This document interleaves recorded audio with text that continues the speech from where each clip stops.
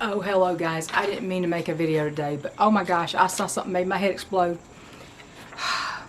Prepper Now called this to my attention. And are you on Facebook still? Are you in a canning group? You extremist, you. This warning was posted in 2 canning groups, at least that I understand. Facebook says, are you concerned that someone you know is becoming too prepared? We care about preventing extremism on Facebook. Others in your situation have received confidential support. How you can help. Hear stories and get advice from people who have escaped violent extremist groups. A canning group is a violent extremist group?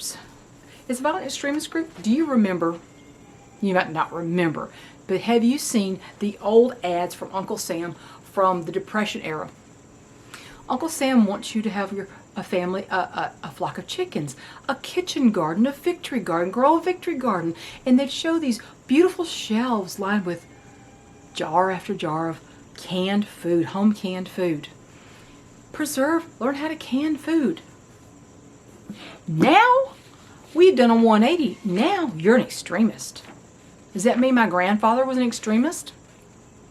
He had cattle, he raised pigs, he slaughtered the pigs, he grew a garden, he canned food. Did that make him an extremist? They want you to report people who grow their own food and can it. Are you concerned that someone you know is becoming too prepared? Nope. You can't be too prepared. That's the answer. You can't be too prepared. And what in the Sam damn hill is too prepared? How can you ever be too prepared? Would you like to explain it to me? Where is the line from just prepared enough to too prepared? Where do you cross the line in their eyes? Y'all, get the hell off Facebook. That is nothing but a spy network. I haven't been on Facebook for a year. My husband still is on there. He's curtailed a lot of his activities. I only use it to sell things in yard sale areas. When I need to sell something, I go put an ad on one of the sale sites on his ID. I don't play. And every time I happen to bounce through there, I see nothing but game playing and garbage and people fighting about crap and people manufacturing stuff to fight about. This is truly frightening. They want you to report on people that you think are becoming too prepared. They are drumming up an army full of Karens. I apologize to anybody whose name really is Karen because it's a fine name, but dear Lord, we got to call them something. Maybe we should call them something less common, like Elvira or Mabel or something. This is another reason why I say it's not a good idea to show your preps on video, on social media.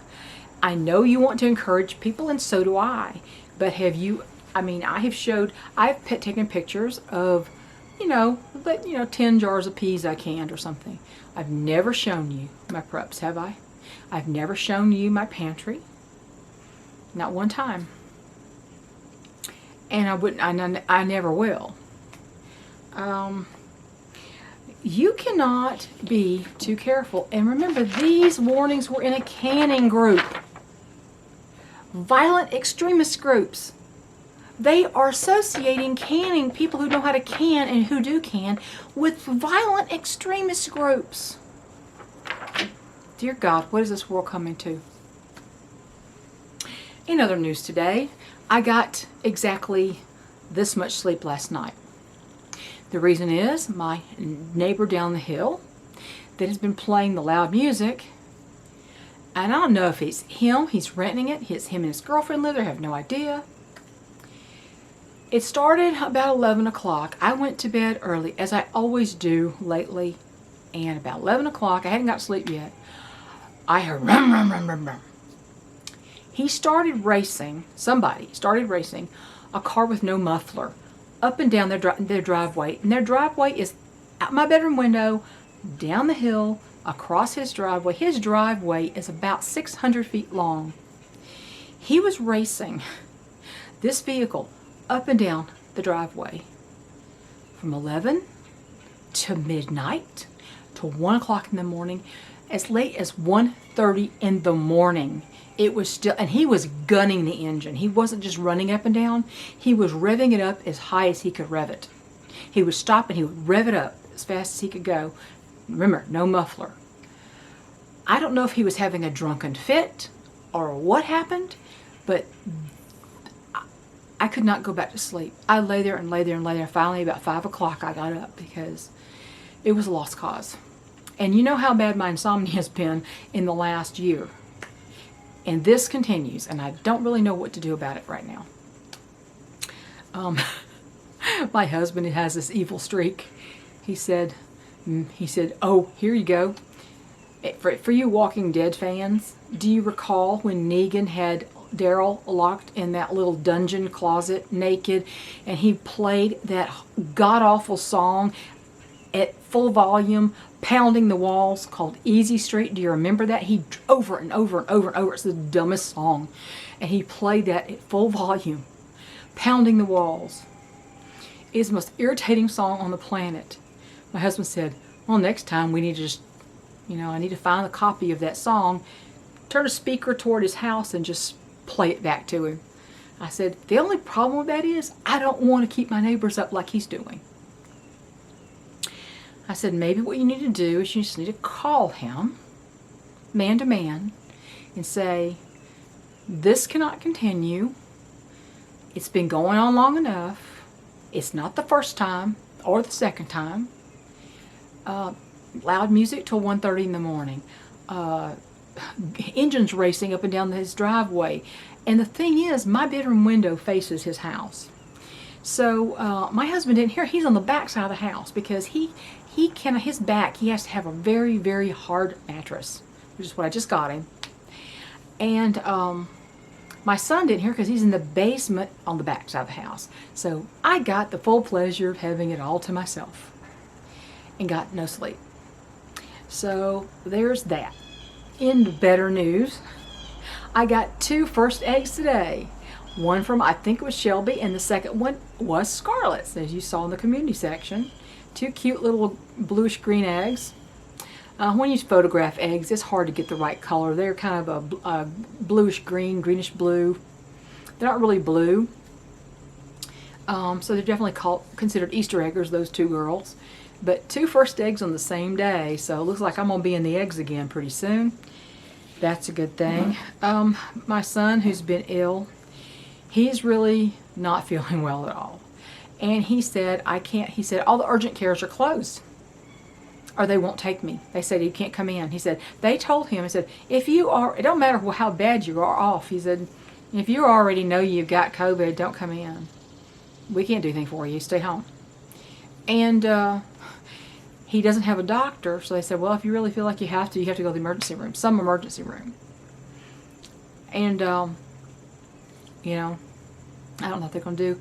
What they're going to do for him. I did come across several actually, videos doctors had made saying that one thing to do, one is Dr. Mercola, one is another guy, Dr. Alan, I forgot his name. I came across that and I investigated it after I heard both of them say it. Said, when you feel something coming on, some kind of respiratory thing, it said take a dropper full of hydrogen peroxide and put it in one ear and keep your head like this for about 5 minutes and you hear it fizzle in there. And then let it run out and do it on the other side. And it said, do it near the beginning of whatever the infection is. And it says it will kill the bacteria and whatever is in your ears. And you'll be amazed at the good it does for stopping colds and flu in their tracks.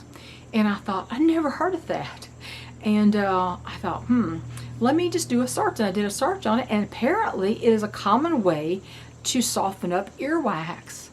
And it has antibacterial properties, of course, being hydrogen peroxide. So it is a safe thing to do. I didn't know that. So just offering that up to you, that you investigate that for yourself. I'm not offering medical advice. I just have never heard that before, and I wonder if maybe you hadn't.